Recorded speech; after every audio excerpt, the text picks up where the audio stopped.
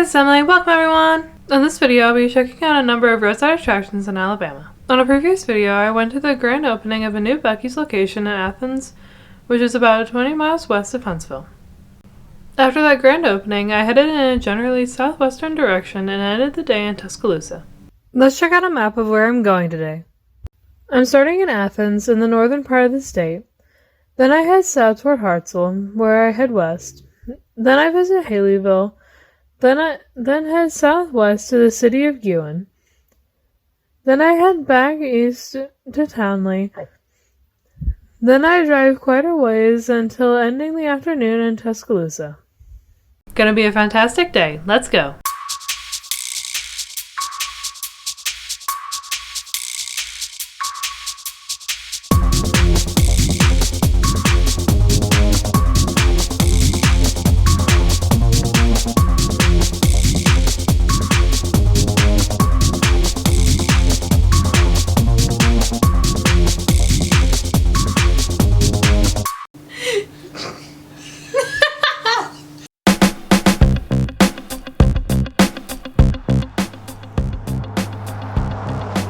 My first stop is in Athens, at Discount Dan's Home Center. Flooring, liquidators, and more. I guess a good place to get hardwood flooring. In front of this business is this large statue of a boy. The statue looks to have been here for a while. It's got some wear and tear on it. Also, the statue is tied down in several places to make sure it doesn't fall over. It does get windy here, so they probably don't want the statue to fall over. The statue could definitely use a paint job. And what is he holding in his hand? It looks like a needle. It also kind of looks like a meat thermometer. So maybe this business was a meat butcher at one time? The statue is about 19 feet tall. I'm not sure if he can be considered a muffler man. I haven't seen another statue with this same design. Anyway, the boy statue has really big feet. Take a look at those really big yellow sneakers. This business is located on busy US Highway 72, about 5 miles west of Athens. Hopefully they'll clean up and paint this statue soon. And maybe they can get rid of the needle. Heading south on Interstate 65. I won't be on a lot of interstate highways today. Mostly a lot of rural two-lane roads on my way to Tuscaloosa later this afternoon. Drove about 30 minutes south to the city of Hartselle. I'm at the Ironman grocery. It's a gas station and convenience store. Directly below the sign is a unique statue the store has been maintaining. This gold-colored statue of a man pointing in both left and right directions. The statue says, Vegacal gets the bile. This statue must have been here a very long time ago. On the other side of the statue, it reads, Vegacal for the liver. This statue is about 6.5 feet tall, and there were many of these statues across the country, but this statue is one of the best preserved. Thank goodness it took Vegacal all these years. Vegacal was a medication used in the early 20th century, made from cascara, senna, and cassia. Not sure what they are. They added them to a peppermint sugar syrup and some alcohol. Isn't alcohol kind of bad for your liver? Anyway, this is an alternative for medication containing a mercury-based mineral. The statue is now considered a Hartselle landmark, and I guess it's known as the Ironman, and is used by locals to give directions. Alright, moving on to the next stop.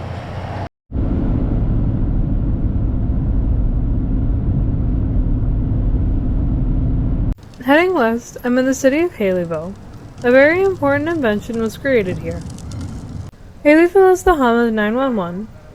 The very first emergency call was made here, using a red rotary phone to dial the number 911.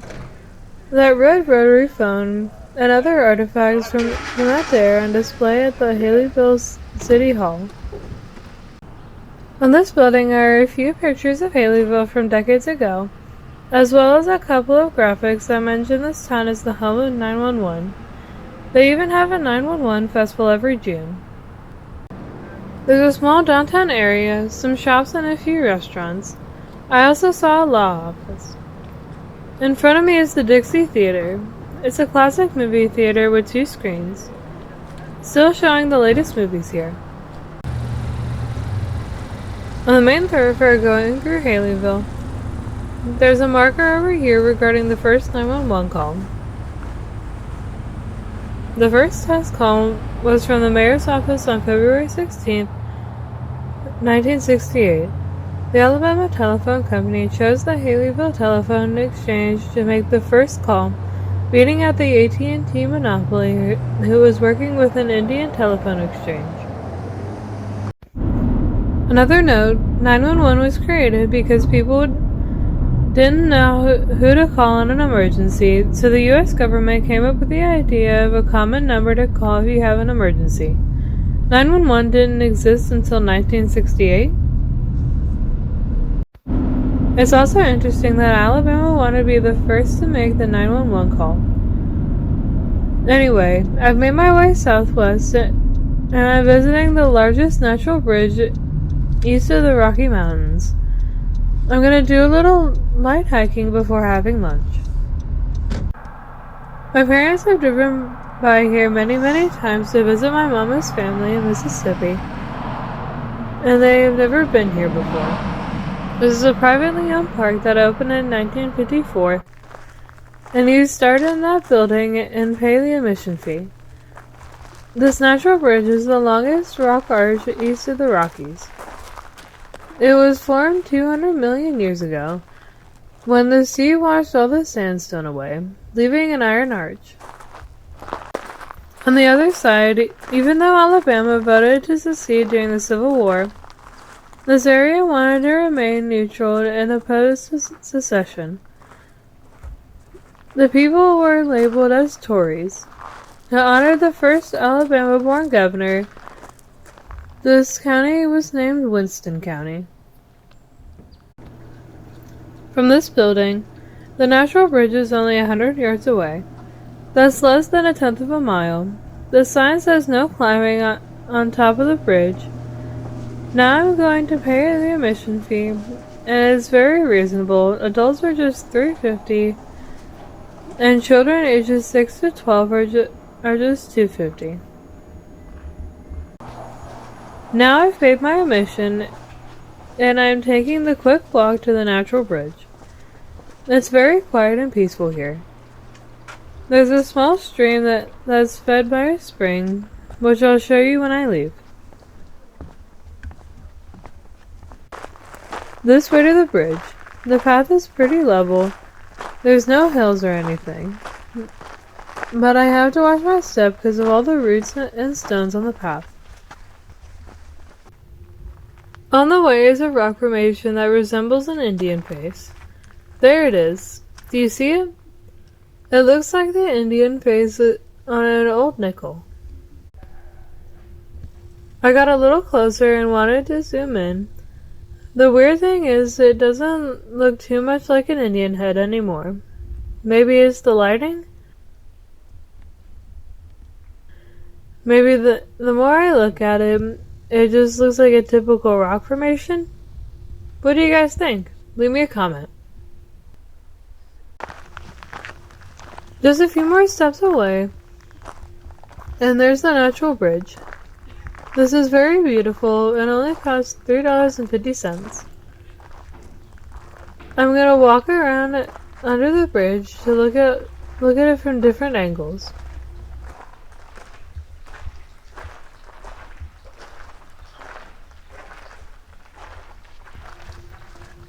It looks like there's a large, thick arch, and then there's another smaller, thin arch that connects to the middle of the thick arch.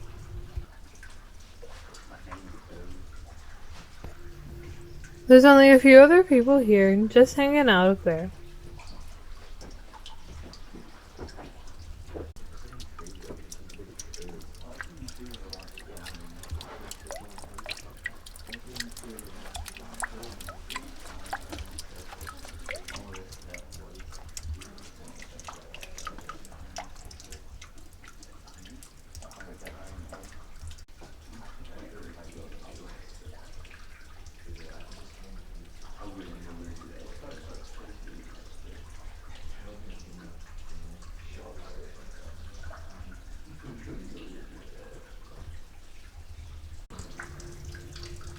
There's a walkway that goes around the inside of this cavern, and the walkway is a little slick from the water coming from the rocks.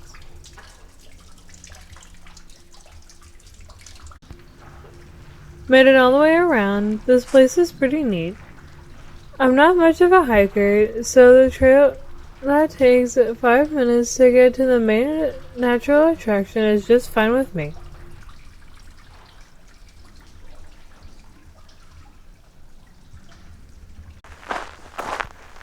Okay, I'm gonna make my way back to the building where I came in. It's really beautiful here. I'm near the Bankhead National Forest, which is a very beautiful section of Alabama. Well worth a visit if your travels take you close by. Near this area is another natural bridge, and there are some waterfalls as well.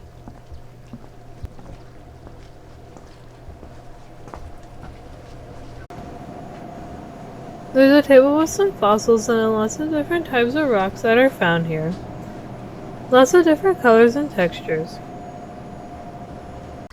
This is the artisan well, which I believe is fed from a spring. The well adds to the ambiance, but look at the water.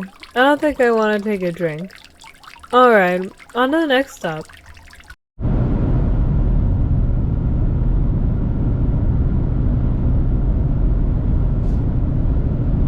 I'm not too far from Mississippi. This is Guin, Alabama. This is one of those city names that people can't pronounce. They usually say Guin, but it's actually Guin, with 2 syllables. Go Raid! Let's go big! This town of 2,200 people was largely bypassed by Interstate 22 in the year 2005. There's a marker here noting that several tornadoes struck Guin in 1974. One tornado was an F5 that killed 23 people and left 2,000 people homeless.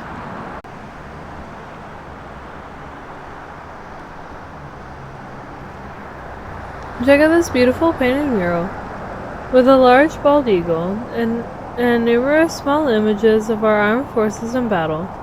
Speaking of those who have lost their lives in that tornado outbreak, down here is a marker with the names of those that perished.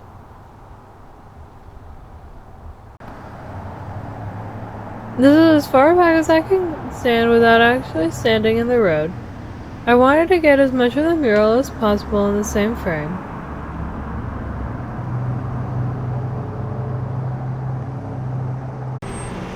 Dedicated to our veterans, the title of the mural is Freedom Eagle and its artist is Missy Miles. It was recently refreshed earlier this year. Now I'm a few miles east of Guin. This is the city of Winfield, population of about 5,000 people.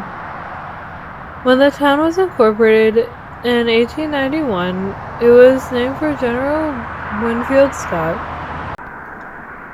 But there's a city between Guin and Winfield, which was given a clever name when it was incorporated in 1956. Welcome to Guin. Yep, Guin. A portmanteau of the cities that surround it.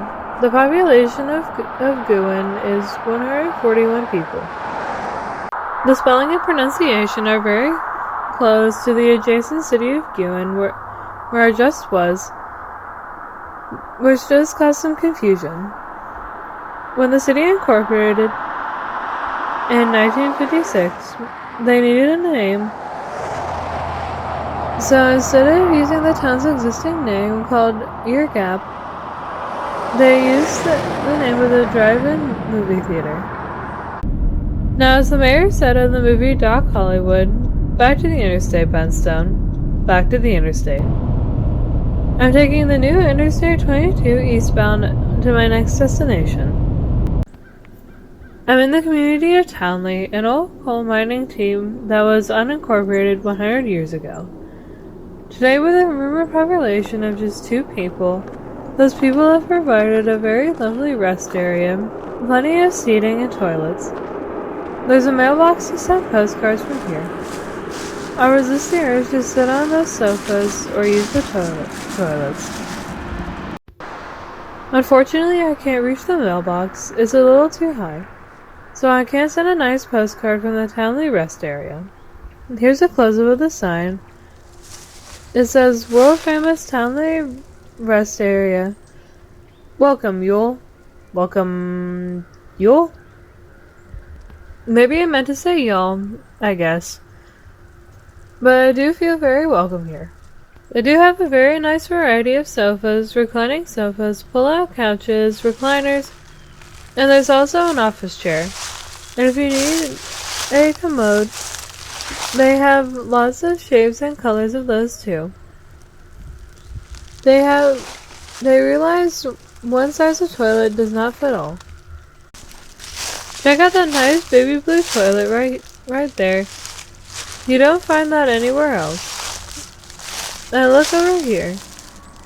They even have a bed in case you need to take a snooze. Very fancy. Well, I'm enjoying all that toilet humor, but now it's time for me to go and find a less welcoming but more modern and more private rest area. The Townley rest area is on Highway 124, not far from Jasper, Alabama. It's kinda off the beaten path though.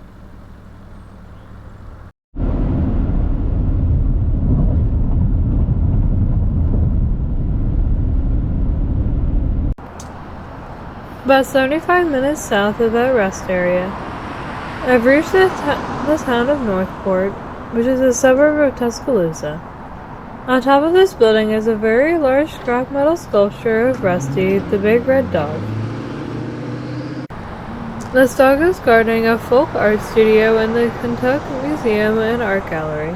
Rusty was created by sculpture artist Larry Godwin, who also built a big hog statue in Dothan. This is a really neat sculpture. It looks very realistic unless you get very close to him and then you notice he's made of metal. His name and the sculpture's name are right here on the green platform. We're not far from Tuscaloosa and the University of Alabama, where my final stops are located. So let's head over there before it gets completely dark out. Now driving through downtown Tuscaloosa, it's not really busy since this is a holiday weekend and the University of Alabama campus is pretty much closed and students have gone home for the holiday. At this park along the Black Warrior River is an almost appropriate statue, given the river's name. Check out the running Minerva statue. Leading to the statue is the walkway. At the start of the walkway is this marker. It says that this walkway honors 200 years of Tuscaloosa history starting in 1819. Buried beneath the marker is a time capsule. On the sidewalk, there's a metal ribbon going through various events in Tuscaloosa's history. It's kind of hard to read some of these events because the sidewalk has been worn down. But the ribbon eventually leads to the running Minerva statue.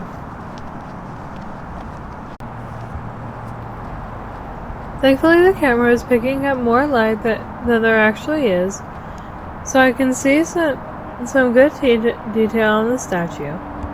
The statue is 30 feet tall, and the woman is smiling after dancers from the University of Alabama. Sculptor Caleb O'Connor describes the statue as a symbol of progress through reflection. This is a nice view of the Black Warrior River here.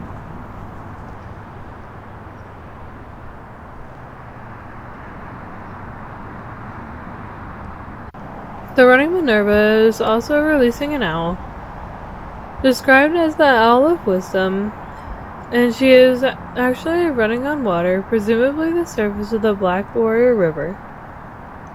The sculpture was installed in December 2019.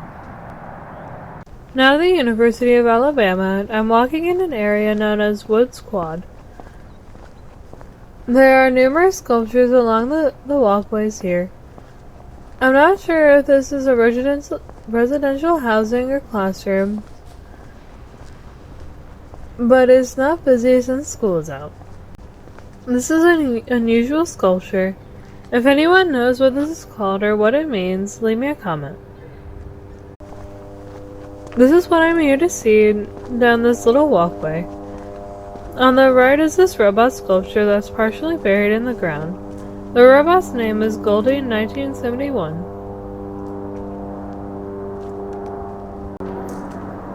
The robot was created by University of Alabama graduate Joe McCreary.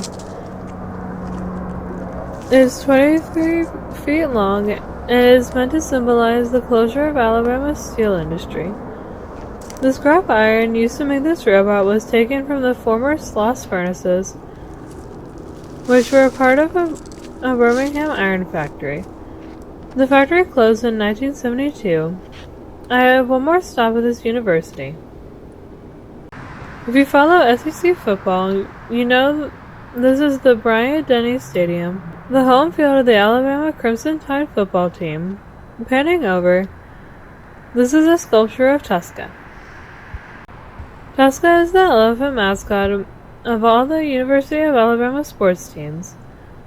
The statue is 19 feet tall and weighs 7 tons.